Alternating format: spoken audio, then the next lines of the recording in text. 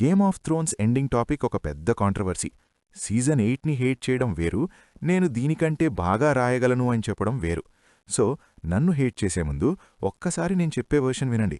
మీకు నచ్చకపోతే ఓకే, కానీ నేనీ వీడియో చేయడానికి మెయిన్ రీజన్ నాకు ఈ షో మీద ఉన్న ఇష్టం అండ్ ఈ క్యారెక్టర్స్కి ఇంకా మంచి ఎండింగ్ దొరికి ఉండాల్సింది అని నా ఫీలింగ్. ఈ వీడియోని నేను 2 పార్ట్స్గా డివైడ్ చేస్తున్నాను. మొదటిది ఈ సీజన్ మీద నా 2 మేజర్ క్రిటిక్స్ అండ్ రెండోది నా ఆల్టర్నేట్ ఎండింగ్ సీజన్. మీకు ఓన్లీ ఆల్టర్నేట్ స్టోరీ కావాలంటే డిస్క్రిప్షన్లో టైమ్ స్టాంప్స్ ఉన్నాయి, చెక్ చేయండి. కానీ గుర్తుంచుకోండి, నా క్రిటిక్స్ని బట్టే ఈ నా ఆల్టర్నేట్ వర్షన్ ఉంటుంది. మన ఆల్టర్నేటివ్ వర్షన్లో కొన్ని గ్రౌండ్ రూల్స్ ఏంటంటే, ఇది ఒక బ్రాడ్ రివిజన్ మాత్రమే, ప్రతి సీన్ టు సీన్ రీరైట్ కాదు. అలా చేస్తే మన రోజంతా ఇక్కడే ఉండాల్సి వస్తుంది. ఇంకో విషయం, నేను ఎపిసోడ్ 1 అండ్ 2ని టచ్ చేయట్లేదు. ఎపిసోడ్ 3 నుండే నా రీరైట్ స్టార్ట్ అవుతుంది, ఎందుకంటే అక్కడే గ్రాఫ్ డౌన్ఫాల్ స్టార్ట్ అయింది. ఇంకా నేను మ్యాజికల్లీ కొత్త ఎపిసోడ్స్ని యాడ్ చేయట్లేదు. షో రన్నర్స్కి ఉన్న సేమ్ లిమిటేషన్స్తో నేను ఈ రీరైట్ చేస్తున్నాను. ఈ సీజన్లో నాకు ఉన్న 2 మేజర్ ప్రాబ్లమ్స్ మీద ఫోకస్ చేస్తున్నాను. కంప్లైంట్స్ అయితే 100లున్నాయి, కానీ రీరైట్ కోసం ఇవే important: the night King and character arcs. ఇక నైట్ కింగ్ విషయానికొస్తే, అతను ఈ షోలోని మెయిన్ యాంటగనిస్టిక్ ఫోర్స్, అంటే కథ మొత్తాన్ని ముందుకు నడిపించిన ప్రధాన విలన్. అతని వల్లే డానీ అండ్ జాన్ లాంటివాళ్లు హ్యుమానిటీని కాపాడడానికి ఒక్కటయ్యారు. ఒకవేళ నైట్ కింగ్ తన క్వెస్ట్లో గెలిస్తే ఐరన్ థ్రోన్ మీద ఎవరు కూర్చుంటారు అనేది అసలు మ్యాటరే కాదు. నా ఆర్గ్యుమెంట్ ఏంటంటే, సర్సీ కంటే నైట్ కింగ్ చాలా ఎక్కువ ఇంపార్టెంట్, అండ్ మన హీరోస్ అతని చేతిలో ఓడిపోతే వచ్చే నష్టం ఇంకా ఎక్కువ. ఒకసారి సీజన్ 1 ఎపిసోడ్ 1లో ఉన్న మొదటి సీన్ని గుర్తు చేసుకోండి. అది జాన్ ఆరన్ డెత్తో కానీ, ప్యాలెస్ పాలిటిక్స్తో కానీ, లేదా థ్రోన్ గురించి కానీ స్టార్ట్ అవ్వదు. అది వైట్ వాకర్స్తో స్టార్ట్ అవుతుంది. దీని బట్టే మనకర్థమవుతుంది Night King and his army ఎంత ఇంపార్టెంట్ అనేది. అందుకే నైట్ కింగ్ ఎపిసోడ్ 3లోనే చనిపోవడం అనేది ఒక major mistake. Hard Home episode ending చూశాక జాన్కి నైట్ కింగ్కి మధ్య ఒక ఎపిక్ బ్యాటిల్ ఉంటుందని మనకి ప్రామిస్ చేశారు, కానీ అది మనకి దక్కలేదు. అంతేకాదు, గత 8 సీజన్స్ నుండి షో అంతా బిల్డ్ చేస్తున్న మెయిన్ క్వెశ్చన్, వీళ్లు నైట్ కింగ్ని ఓడిస్తారా లేదా? ఎపిసోడ్ 3లో అతని చంపడం వల్ల ఆ 8 సీజన్స్ టెన్షన్ మొత్తం ఒక్క క్షణంలో పోయింది. దీనికి ఒక మంచి అనాలజీ చెప్తాను. ఇమాజిన్ లార్డ్ ఆఫ్ ద రింగ్స్లో మధ్యలోనే రింగ్ని మౌంట్ డూమ్లో పడేసి సారాన్ని ఓడించేశాడనుకోండి, ఎలా ఉంటుంది? అంతే ఆక్వర్డ్గా ఉంది ఇది కూడా. ఈ సిరీస్లోని మోస్ట్ క్లైమాక్టిక్ మూమెంట్ని అలా బిల్డ్ చేస్తూ వెళ్ళి షోలోని ఫైనల్ 10% దగ్గర ఎక్స్ప్లోడ్ చేయాలి. ఈ డయాగ్రామ్ చూడండి. ఇది ఒక మూవీలోని ట్రెడిషనల్ 3 యాక్ట్ స్ట్రక్చర్ని చూపిస్తుంది. ఇదే ఫార్ములా టీవీ సిరీస్కి కూడా అప్లై అవుతుంది, కానీ ఇక్కడ ఎపిసోడ్స్లో స్ట్రెచ్ చేస్తారు. నైట్ కింగ్ డిఫీట్ అనేది ఇక్కడ యాక్ట్ 3 పీక్లో జరగాలి, కానీ షోలో మాత్రం ఇక్కడ యాక్ట్ 2 మధ్యలో జరిగిపోయింది. నా రీరైట్ విన్నప్పుడు ఈ పాయింట్ని గట్టిగా గుర్తుపెట్టుకోండి. ఈ సీజన్ మీద నా రెండవ మేజర్ క్రిటిక్ క్యారెక్టర్ ఆర్క్స్. దీనికి 2 మెయిన్ రీజన్స్ ఉన్నాయి. ఫస్ట్, చాలామంది క్యారెక్టర్స్ తమ ఫుల్ పొటెన్షియల్ని రీచ్ అవ్వలేదు, అండ్ సెకండ్, వాళ్ల జర్నీని పూర్తిగా పక్కన పడేశారు. అన్ని క్యారెక్టర్స్వి బ్యాడ్గా ఉన్నాయని నేను అనట్లేదు. Sir Zora and Theon endings ఎమోషనల్గా అండ్ కథపరంగా చాలా బాగున్నాయని నేను నమ్ముతున్నాను. కానీ జాన్, డేనీ అండ్ అందరికంటే ఎక్కువ పొటెన్షియల్ ఉన్న జేమీ లానిస్టర్ విషయంలో మాత్రం తప్పు జరిగింది. జేమీ ఆర్క్ ఈ 8 సీజన్స్లో మోస్ట్ కంపెలింగ్ జర్నీ. మొదట్లో ఒక ఇన్సెస్చువస్ చైల్డ్ మర్డరర్గా స్టార్ట్ అయ్యి మెల్లగా తన తప్పులని దిద్దుకుంటూ ఒక బెటర్ మ్యాన్గా మారతాడు. కానీ ఫైనల్ ఎపిసోడ్స్లో మళ్లీ తన ఓల్డ్ సెల్ఫ్లోకి వెళ్ళిపోతాడు, అండ్ సర్సీ మీదున్న ప్రేమ తన్ని డామినేట్ చేస్తుంది. 8 సీజన్స్గా అతని క్యారెక్టర్లో తెచ్చిన ఆ మార్పు, ఆఖరికి బ్రియన్తో ఉన్న ఆ మూమెంట్ కూడా పూర్తిగా వదిలేసి ఒక పట్టి రాళ్ల కింద పడి చనిపోయేలా చేశారు. ఈ అన్రియలైజ్డ్ పొటెన్షియల్నే నేను నా రీరైట్లో అడ్రస్ చేయాలనుకుంటున్నాను. సో ఇంకా లేట్ చేయకుండా గేమ్ ఆఫ్ థ్రోన్స్ ఫైనల్ సీజన్ని నేనైతే ఎలా రాసేవాడినో ఇప్పుడు చూద్దాం. ఓకే, ఇంక కథలోకి వెళ్తే మనం ఎపిసోడ్ 3 బ్యాటిల్ ఆఫ్ వింటర్ఫెల్తో స్టార్ట్ చేస్తున్నాం. చాలా వరకు ఈ ఎపిసోడ్ రియల్ వర్జన్లో ఉన్నట్టుగానే ఉంటుంది. అన్సలిడ్, దొత్రాకి, నార్త్మెన్ అండ్ వైల్డింగ్స్ అంతా కలిసి Night King and his undead ఆర్మీని ఎదురుంటారు. ఇంకో పక్కన Cersei, Golden Company and Iron Fleet King's ల్యాండింగ్లో చిల్లవుతూ ఇచ్చిన మాట తప్పి యుద్ధం నుండి తప్పుకుంటారు. కానీ ఈ ఎపిసోడ్లో ఒక మేజర్ డిఫరెన్స్ ఉండబోతోంది. అదే తర్వాత వచ్చే ఎపిసోడ్స్ని పూర్తిగా మార్చేస్తుంది. నైట్ కింగ్ ఈ యుద్ధంలో విజయం సాధిస్తాడు, అండ్ వింటర్ఫెల్లోని మిగిలిన ఫోర్సెస్ అన్నీ కింగ్స్ ల్యాండింగ్కి రిట్రీట్ అవుతాయి. దీనిపై ఇంకొంచెం డీప్గా మాట్లాడదాం. అసలు ఈ యుద్ధం ఎలా జరిగితే బాగుంటుందో చూద్దాం. మొదటిగా నేను టిరియన్ని, విమెన్ని అండ్ పిల్లలని క్రిప్ట్స్లో పెట్టను. వినడానికి స్టార్క్ ఫ్యామిలీ పెద్దవాళ్ల డెడ్ బాడీస్ లేచి రావడం ఫన్గా అనిపించొచ్చు, కానీ అది నిజంగా లేజీ రైటింగ్. కేవలం జాంబీ థ్రిల్లర్ మూమెంట్స్ కోసం లాజిక్ని పక్కన పడేశారు. మన పీటర్ డింక్లేజ్ కూడా అదే అన్నారు. వాడు చనిపోయిన వాళ్లని బతికిస్తాడని తెలిసి కూడా అందర్నీ తీసుకెళ్లి డెడ్ బాడీస్ ఉన్న క్రిప్ట్లోనే పెట్టేశారు. ఎవరూ దీనిని ఆలోచించలేదా అని. అందుకే నేను వాళ్లని మెయిన్ హాల్లోకి మూవ్ చేస్తాను. అక్కడ టిరియన్ అండ్ మిగిలిన వాళ్లు తమ మరణం దగ్గర ఉందని గ్రహిస్తారు. The lord of the rings, the 2 టవర్స్లో యుద్ధం ఓడిపోతున్నామని తెలిసినప్పుడు తమ తడి కళ్లతో ఒకరినొకరు హత్తుకునే ఆ తల్లీ పిల్లల ఎమోషనల్ సీన్ గుర్తుందా? అలాంటి ఒక విజరల్ మూమెంట్ ఇక్కడ క్రియేట్ చేయొచ్చు. టిరియన్ అండ్ సన్సా తమ చేతులు పట్టుకుని, తర్వాత టిరియన్ ఒక కత్తి తీసుకుని పోరాడటానికి రెడీ అవ్వడం, సన్సా కూడా అతనితో జాయిన్ అవ్వడం. ఇది నిజంగా ఎమోషనల్గా ఉంటుంది. సమాధుల నుండి మమ్మీస్ లేచి రావాల్సిన అవసరం లేదు. ఇంకో పక్కన డానీ అండ్ జాన్ తమ డ్రాగన్స్తో నైట్ కింగ్ని ఎదుర్కొంటారు. కాని యుద్ధం పీక్కి వెళ్లే కొద్దీ కింద ఉన్న సోల్జర్స్ని కాపాడ్డానికి జాన్ డానీ నుండి విడిపోవాల్సి వస్తుంది. అక్కడ జాన్ ఒక పెద్ద ప్రాబ్లంలో పడతాడు. బ్రాన్ని కాపాడాలా, లేక మెయిన్ హాల్ బద్దలు కొట్టి టిరియన్ అండ్ సాన్సాని చంపడానికి వస్తున్న జాంబీ హోడ్స్ని ఆపాలా? బ్రాన్ దగ్గర ఉన్న థియాన్ జాన్తో, "నువ్వు వెళ్ళు, నేను చూసుకుంటాను" అని చెప్తాడు. జాన్ అండ్ రేగల్ కరెక్ట్ టైంకి మెయిన్ హాల్ సైడ్ స్మాష్ చేసుకుంటూ వచ్చి ఆ తల్లి పిల్లల్ని కాపాడి వింటర్ఫెల్ అండర్గ్రౌండ్ టనల్స్ ద్వారా ఎస్కేప్ అయ్యే ఛాన్స్ ఇస్తారు. ఆ టనల్స్లో కూడా కొన్ని అండర్డుంటాయి, కానీ ఆర్య లాంటి క్యారెక్టర్స్ అక్కడ జాయిన్ అయ్యి వాళ్ళని సేఫ్గా బయటకి తీసుకొస్తారు. డానీ రేగల్ అరుపులు విని తన ఫుల్ స్ట్రెంగ్త్ ఉపయోగించి నైట్ కింగ్ని విసేరియన్ నుండి కిందకి పడేస్తుంది, ఒరిజినల్లో జరిగినట్టే. వెంటనే జాన్ వియర్వుడ్ ట్రీ దగ్గరికి వెళ్తాడు. కాని అప్పటికే నైట్ కింగ్ చేతిలో థియాన్ చనిపోవడం చూస్తాడు. ఆ కోపం, ఆ ఎమోషన్తోనే జాన్ అటాక్ చేస్తాడు. ఫైనలీ మనం ఎప్పటినుండో వెయిట్ చేస్తున్న John versus Night King sword battle మొదలవుతుంది. ట్రస్ట్ మీ, ఇది మాత్రం పీక్స్లో ఉంటుంది. కాని జాన్ ఎంత ట్రై చేసినా నైట్ కింగ్ అతనికంటే చాలా పవర్ఫుల్ అని ప్రూవ్ అవుతుంది. మెల్లగా night king upper hand gain చేసి జాన్ని చంపడానికి కత్తి ఎత్తే టైంకి సడన్గా బ్రాన్ తన పవర్స్ని ఉపయోగించి విసేరియన్లోకి వార్గవుతాడు. వెంటనే ఆ డ్రాగన్తో నైట్ కింగ్ మీద డ్రాగన్ ఫైర్ని కురిపిస్తాడు. అవును, నా వర్జన్లో బ్రాన్ తన పవర్స్ని నిజంగా హెల్ప్ అయ్యే విధంగా ఉపయోగిస్తాడు. కాని ఒరిజినల్లో జరిగినట్టే నైట్ కింగ్ ఆ మంటల నుండి ఏమీ అవ్వకుండా బయటకు వస్తాడు. ఇప్పుడు అతని చేతిలో ఒక డ్రాగన్ గ్లాస్ స్పియర్ ఉంటుంది. అతడు దానితో విసేరియన్ని చంపేస్తాడు. ఆ డ్రాగన్ ముక్కలు ముక్కలై డిసింటిగ్రేషన్ అయ్యే సీన్ మనం ఎప్పుడూ చూడనిదలా చాలా ఎపిక్గా ఉంటుంది. దీనివల్ల దక్కిన ఆ చిన్న గ్యాప్ని ఉపయోగించుకుని జాన్ తన ఫుల్ స్ట్రెంగ్త్తో లాస్ట్ అటాక్ చేస్తాడు. తన డ్రాగన్ గ్లాస్ స్వర్డ్తో నైట్ కింగ్ని గట్టిగా పొడుస్తాడు. కాని ఏమీ జరగదు. నైట్ కింగ్కి డ్రాగన్ గ్లాస్ వల్ల ఏమీ అవ్వదని తెలిసేరాకి జాన్ పూర్తిగా షాక్ అవుతాడు. ఒరిజినల్లో ఆర్యాని పట్టుకున్నట్టే నైట్ కింగ్ జాన్ గొంతు పట్టుకుని పైకెత్తుతాడు.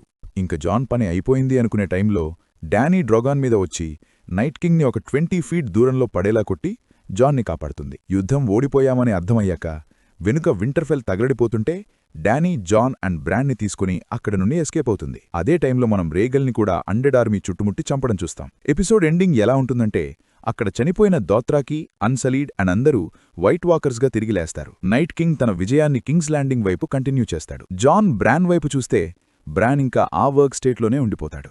అతన్ని బయటకి తీసుకురాలేకపోతారు.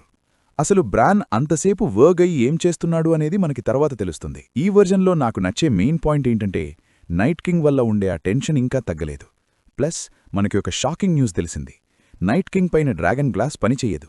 దీనితో కింగ్స్ ల్యాండింగ్ మీద జరగబోయే తరువాత అటాక్ ఇంకా తీవ్రంగా హై స్టేక్స్తో ఉంటుంది. నెక్స్ట్ ఎపిసోడ్ 4ని పూర్తిగా రీరేట్ చేస్తాను. వింటర్ఫెల్ యుద్ధం తర్వాత మిగిలిన సర్వైవర్స్ అంతా చాలా దీనమైన స్థితిలో తొందరగా కింగ్స్ ల్యాండింగ్ వైపు పరుగులెడతారు.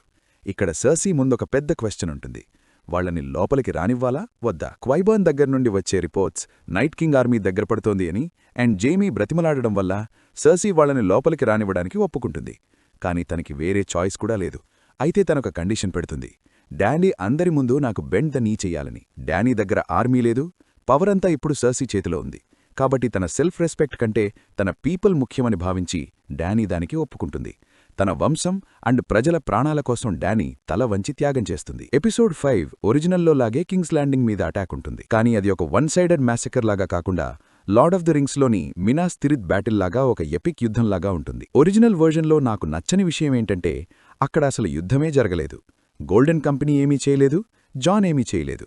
అంత పొటెన్షియల్ ఉన్న కథని అస్సలు వాడుకోలేదు. సో ఇప్పుడు మనం వాటిని ఫిక్స్ చేద్దాం. నైట్ కింగ్ దగ్గర పడుతున్నాడు. అతని మెయిన్ ఆర్మీ సిటీ వాల్స్ ముందు లైనప్ అయి ఉంటే నైట్ కింగ్ తన తెలివితో మరో ప్లాన్ వేస్తాడు. కొన్ని ఫోర్సెస్ని వాటర్ ఎడ్జ్ నుండి పంపిస్తాడు. టెంపరేచర్ తగ్గిపోవడం వల్ల యూరోన్స్ ఫ్లీట్ చుట్టూ ఉన్న నీళ్లు పూర్తిగా ఫ్రీజ్ అయి ఐస్లా మారిపోతాయి. దీనితో వైట్ వాకర్స్కి పోర్ట్ లోపలికి ఈజీగా యాక్సెస్ దొరుకుతోంది. డిఫెన్స్ ఆర్మీ ఇప్పుడు రెండు పక్కల నుండి పోరాడాల్సి వస్తోంది. ఇంకా భయంకరమైన విషయం ఏంటంటే, మనం యుద్ధంలో చనిపోయిన దొత్రాకి, అన్డెడ్ అన్సలీడ్ అండ్ ఒక పెద్ద అన్డెడ్ జయంట్స్ గ్రూప్ని కూడా నైట్ కింగ్ సైడ్ నుండి చూస్తాం. సిచ్యువేషన్ చాలా వర్స్ట్గా మారిపోతోంది. కానీ కింగ్స్ ల్యాండింగ్ డిఫెన్సెస్ అన్నీ పడిపోతున్న టైంలో బ్రాన్ తన 3-ఐడ్ రేవెన్ డ్రీమ్ లైక్ స్టేట్ నుండి తీవ్రంగా మేలుకుంటాడు. వింటర్ఫెల్ ఫాలన్ అయిన తర్వాత నుండి అతడు పూర్తిగా టైం ట్రావెల్ చేస్తూ నైట్ కింగ్కి ఉన్న వీక్నెస్ని వెతుక్కుతూ ఉంటాడు. సీజన్ 1 నుండి మనం చూస్తున్న సింబల్స్ అండ్ మెసేజెస్లోనే ఆ సీక్రెట్ దాగి ఉంది అని బ్రాన్కి తెలుస్తోంది. ఫ్లాష్ బ్యాక్స్ ద్వారా బ్రాన్ ఈ విషయాన్ని డానీకి చెప్తాడు. నైట్ కింగ్కి, చిల్డ్రన్ ఆఫ్ ద ఫారెస్ట్కి మధ్య ఉన్న ఆ లింక్ గురించి. కొంచెం నర్డీ జియోటీ లోర్లోకి వెళితే నైట్ కింగ్ని ఐల్ ఆఫ్ ఫేసెస్ అనే ప్లేస్లో గాడ్స్ ఐ అనే లేక్ దగ్గర ఒక పెద్ద వియర్వుడ్ ట్రీకి కట్టిపడేసి క్రియేట్ చేశారు. నా వర్షన్లో వెస్టరాస్లోని అన్ని వియర్వుడ్ ట్రీస్కి హార్ట్ అయిన ఆ గ్రేట్ వియర్వుడ్ ట్రీయే నైట్ కింగ్ పవర్స్కి సోర్స్. అదే అతన్ని క్రియేట్ చేసింది కాబట్టి అదే అతన్ని ఖంతం కూడా చేయగలదు. కానీ ఇక్కడొక పెద్ద రిస్క్ ఉంది. బ్రాన్ డానీకి ఒక విషయం చెప్తాడు. ఆ ట్రీని డెస్ట్రాయ్ చేస్తే ప్రపంచంలోని ప్రతి మ్యాజిక్ పూర్తిగా అంతమైపోతుంది. దీనివల్ల మరో భయంకరమైన కాన్సిక్వెన్స్ ఏంటంటే, ఆ మ్యాజిక్ అంతమైతే జాన్ కూడా చనిపోతాడు. ఎందుకంటే జాన్ ఇప్పుడు బతికి ఉన్నదే మెలిసాండ్రియా ఉపయోగించిన మ్యాజిక్ వల్ల. ఇంకా మ్యాటర్స్ వర్స్ అవ్వడానికి కారణం నైట్ కింగ్ బ్రాన్ని మార్క్ చేసి ఉన్నాడు కాబట్టి వాళ్లు ఏం ప్లాన్ చేస్తున్నారో నైట్ కింగ్కి కనిసిపోతుంది. అతడు వెంటనే ఆ ట్రీని ప్రొటెక్ట్ చేయడానికి బయలుదేరతాడు. క్యాసిల్ వాల్స్ అన్నీ కూర్తున్నప్పుడు డానీ జాన్ దగ్గరికి వెళ్లి తను ఏం చేయాలో చెప్తుంది. జాన్ ఒక నోబుల్ సోల్జర్గా సిచ్యువేషన్ని అర్థం చేసుకుంటాడు. కాని డానీ మాత్రం పూర్తిగా తడబడుతుంది. జాన్ని కోల్పోతున్నానని మాత్రమే కాదు, తన బిడ్డకి తండ్రిని కోల్పోతున్నానని. అవును, నా వర్షన్లో డానీ ప్రెగ్నెంట్. దీనితో కథలోని స్టేక్స్ ఒక 10 లెవెల్స్ పైకి వెళ్ళిపోతాయి. ఇక ఫైనల్ క్లైమాక్స్ విషయానికొస్తే, కింగ్స్ ల్యాండింగ్లో యుద్ధం జరుగుతుంటేనే డానీ డ్రోగాన్ మీద ఆ గ్రేట్ వేర్వుడ్ ట్రీ వైపు వెళ్ళిపోతుంది. అక్కడ తనకి నైట్ కింగ్ ఎదురవుతాడు. ఇది నిజమైన ఐస్ అండ్ ఫైర్ షోడౌన్. డానీకి ఆ చెట్టుకి మధ్య ఇప్పుడు కేవలం నైట్ కింగ్ మాత్రమే ఉన్నాడు. నైట్ కింగ్ అటాక్ చేసే ముందే తను గట్టిగా డ్రకారెస్ అని అరుస్తుంది. ఆ మంటల్లో డానీ, నైట్ కింగ్ అండ్ ఆ గ్రేట్ వేర్వుడ్ ట్రీ అన్నీ ఒకేసారి తగలాడిపోతాయి. చెట్టు కాలుతున్నట్టే నైట్ కింగ్ శరీరం కూడా కాలిపోతూ ఉంటుంది. డానీ తన కత్తి తీసుకుని నైట్ కింగ్ గుండెల్లోంచి పొడిచి అతన్ని ఆ కాలుతున్న చెట్టుకి గుచ్చిపడేస్తుంది. 100 ఏళ్లు క్రితం చిల్డ్రన్ ఆఫ్ ద ఫారెస్ట్ అతన్ని ఎలా అయితే చెట్టుకి కట్టి గుండెల్లో పొడిచారో ఇప్పుడు అదే తిరుగా అతని అంతం జరుగుతుంది. డానీ కూడా ఆ మంటల్లో ఉంటుంది. మనకి తెలుసు తను అన్బర్న్ట్ అని, కాని ఇంత తీవ్రమైన మంటల్ని తాను ఎప్పుడూ అనుభవించలేదు. ఇక్కడ నైట్ కింగ్ చనిపోతుంటే మరో పక్కన జాన్ అండ్ అన్డెడ్ ఆర్మీ అంతా తుక్కుతుక్కుగా చనిపోతారు. ఈ ఎండింగ్లో నాకు నచ్చిన విషయం ఏంటంటే, నైట్ కింగ్ డ్రాగన్ ఫైర్తో చనిపోతాడు అనే థియరీ నిజమవుతుంది, కాని మనం ఊహించని విధంగా. అంతేకాదు, గత సీజన్స్లో మనం చూసిన ఆ చిల్డ్రన్ ఆఫ్ ద ఫారెస్ట్ సింబల్స్కి ఇప్పుడొక అర్థం దొరుకుతుంది. మరి మిగిలిన క్యారెక్టర్స్ సంగతేంటి? సెర్సీ, ద మౌంటైన్, యూరాన్ వీళ్లేమవుతారు? Don't worry, Clegane bowl and Euron's death ఖచ్చితంగా ఉంటాయి. యూరాన్ని వైట్ వాకర్స్ చంపేలా చేస్తాను. కాని మెయిన్గా సెర్సీ విషయానికి వస్తాం. ఇమాజిన్ చేసుకోండి, యుద్ధం అయిపోయింది. జేమీ సెర్సీ దగ్గరికి వెళ్తున్నాడు. అతడు చంపడానికి వెళ్తున్నాడా లేక కాపాడ్డానికి వెళ్తున్నాడా అనే టెన్షన్ ఆడియన్స్లో ఉంటుంది. కరెక్ట్గా కింగ్స్ ల్యాండింగ్ హాల్స్లో అసలు ఎవరూ ఊహించని విధంగా ఎలారియా శాండ్ బయటకొచ్చి జేమీ గుండెల్లో పొడుస్తుంది. మీకు గుర్తుండే ఉంటుంది, ఎలారియాని సెర్సీ డంజన్లో పడేసి తన కూతురు మెల్లగా విషం వల్ల చనిపోవడం చూసేలా చేస్తుంది. అంతేకాదు, సీజన్ 4లో తన లవర్ ఒబేరిన్ మార్టెల్ మరణానికి కూడా లానిస్టర్సే కారణం. సో తను జేమీని చంపడంలో ఒక పర్ఫెక్ట్ రివెంజ్, పోయెటిక్ జస్టిస్ ఉంది. ఎలారియా లోపలికి ఎవరో హెల్ప్ చేయడం వల్లో లేదా యుద్ధం జరిగిలో ఎస్కేప్ అయ్యి బయటికొస్తుంది. జేమీ ప్రాణాలు తుడిశ్వాసతో ఉన్నప్పుడు మనకొక షాకర్ తెలుస్తుంది. అక్కడున్నది జేమీ కాదు, ఆర్యా స్టార్క్. క్వీన్ని చంపడానికి జేమీ ముఖాన్ని మాస్క్లా వాడుకుని వస్తుంది. ఆర్యా నోరు నుండి రక్తం వస్తుంటే ఎలారియా షాక్తో వెనక్కి తగ్గుతుంది. డోంట్ వరీ, ఆర్యా సర్వైవ్ అవుతుంది. కాని తన అసాసిన్ ట్రైనింగ్ని, ఎలారియా రివెంజ్ని కలిపి ఇలా ఒక ట్విస్ట్ ఇస్తే చాలా కూల్గా ఉంటుందని నా ఫీలింగ్. ఇక రియల్ జేమీ మరియు సర్సీ మధ్య ఫైనల్ షోడౌన్ మొదలవుతుంది. సర్సీ అతనితో అంటుంది, అన్నీ అయిపోయాయి, మనం థ్రోన్ని, అన్డెడ్ బ్యాటిల్ని గెలిచేశాం. డానీ అండ్ నార్దర్న్ ఆర్మీ పూర్తిగా అంతమైపోయారు. ఇప్పుడు మనకి అడ్డు ఎవ్వరూ లేరు అని. కాని సర్సీ అంతతో ఆగదు. ఇప్పుడు మరో డిసైసివ్ బ్లో ఇవ్వాలి అని డానరిస్కి లాయల్గా ఉన్న ప్రతి ఒక్కరిని చంపి పడేయమని ఆర్డరిస్తుంది. జేమీ వాళ్ళని కాపాడమని సర్సీని బ్రతిమలాడతాడు. వాళ్లు లేకపోతే మనం బతికేవాళ్లం కాదు. మనకి పుట్టబోయే బిడ్డ ఇలాంటి ప్రపంచంలోనా పెరగాలి అని అడుగుతాడు. అప్పుడు సర్సీ అసలు నిజం చెప్తుంది. అసలు బిడ్డనే లేదు. జేమీని, యూరోన్ని తన కంట్రోల్లో ఉంచుకోవడానికి అది తను ఆడిన ఒక గేమ్ మాత్రమే. అందర్నీ చంపేసి వచ్చేయ్ అని ఆర్డరిస్తుంది. ఇది తిరిగి ఏరిస్ టర్గేరియన్ మ్యాడ్ కింగ్ సిటీని తగలబెట్టమని ఆర్డరిచ్చిన మోమెంట్ని గుర్తుచేస్తుంది. ఇక్కడ జేమీ తన క్యారెక్టర్ ఆర్క్ని కంప్లీట్ చేస్తాడు. తన కత్తిని సర్సీ గుండెల్లో నుండి దించి తనని అంతం చేస్తాడు. కింగ్ స్లేయర్ ఇప్పుడు క్వీన్ స్లేయర్ కూడా అయ్యాడు. డానీ తిరిగి వచ్చి వెంటనే జాన్ దగ్గరికి పరుగెడుతుంది. కాని అప్పటికే తన టైం అయిపోయింది. జాన్ చనిపోతాడు. కింగ్స్ ల్యాండింగ్ మొత్తం శిథిలమై ఉంటుంది. జాన్ డెడ్ బాడీ చుట్టూ ఒక క్రౌడ్ ఫామ్ అవుతుంది. అప్పుడు టీరియన్ అందరికీ జాన్ నిజమైన హెరిటేజ్ గురించి అండ్ జాన్ బిడ్డతో ఉన్న డానీయే ఇప్పుడు రైట్ఫుల్ ఎయిర్ అని చెప్తాడు. టీరియన్ తన క్వీన్ ముందు మోకరిల్లుతాడు. అతనితో పాటు అక్కడున్న 100 మంది ప్రజలు కూడా తల వంచి రెస్పెక్ట్ ఇస్తారు. డానీ మెల్లగా ఆ ఐరన్ థ్రోన్ వైపు నడిచి దానిమీద కూచున్నప్పుడు స్క్రీన్ కట్ టు బ్లాక్ అవుతుంది. The end. ఇంకా కొంచెం ఎమోషనల్గా చెప్పాలి అంటే గేమ్ ఆఫ్ థ్రోన్స్ ఎప్పుడూ చేయని పని ఒకటిక్కడ చేద్దాం. మనం రూల్స్ బ్రేక్ చేయొచ్చు కదా. సో కథని ఒక 5 years ఫార్వర్డ్కి తీసుకెళ్దాం. డెనేరిస్ వింటర్ఫెల్లోని క్రిప్ట్స్ని విజిట్ చేస్తుంది. బై ద వే, వింటర్ఫెల్ ఇప్పుడు పూర్తిగా రీబిల్డ్ అయిపోయింది. And Sansa, protector of the North, క్రిప్ట్స్లో జాన్ బాడీని నెడ్ స్టార్క్ అండ్ క్యాట్లైన్ పక్కనే పెట్టేశారు. కరెక్ట్గా అదే టైంలో ఒకరు పరిగెత్తుకుంటూ వస్తారు. ఎవరో కాదు, వాళ్ల కొడుకు. మనమిక్కడ గోస్ట్ని కూడా యాడ్ చేయొచ్చు. డానీ ఆ సమాధి మీద చేయి వేసి మెల్లగా వెనుక్కి తిరిగి తన కొడుకుని పిలుస్తుంది. పదా జాన్, వెళదాం. నాకు ఈ ఎండింగ్ ఎందుకు నచ్చిందంటే, వెస్టరోస్లోని పెద్దలు కలిసి కొత్త కింగ్ని చూస్ చేయడం అనే ఆ ఆక్వర్డ్ ప్రాసెస్ని మనం ఇక్కడ ఎలిమినేట్ చేశాం. ఇంకా బ్రాన్ కింగ్ అవ్వడం అనేది నాకు కొంచెం ప్రాబ్లమాటిక్గా అనిపించింది. సో అది కూడా కట్ అయిపోయింది. దీంతోపాటు జాన్, డానీ అండ్ జేమీ క్యారెక్టర్స్కి చాలా సాటిస్ఫైయింగ్ ఎండింగ్స్ దొరికాయని నేను నమ్ముతున్నాను. నేను అన్ని క్యారెక్టర్స్ గురించి మాట్లాడలేకపోవచ్చు. నా దృష్టిలో అయితే ఈ ఎండింగ్ నాకు కావలసిన ట్రెడిషనల్ టచ్ని ఇచ్చింది. నైట్ కింగ్ స్టేక్స్ని పెంచింది. అండ్ మనందరికీ ఇష్టమైన క్యారెక్టర్స్కి ఒక ఫుల్ఫిల్లింగ్ ఆర్క్ని ఇచ్చింది. ఈ వీడియో మీకు నచ్చితే please take a moment to like and subscribe. మీ థాట్స్ని నాతో షేర్ చేయండి. See you in next video.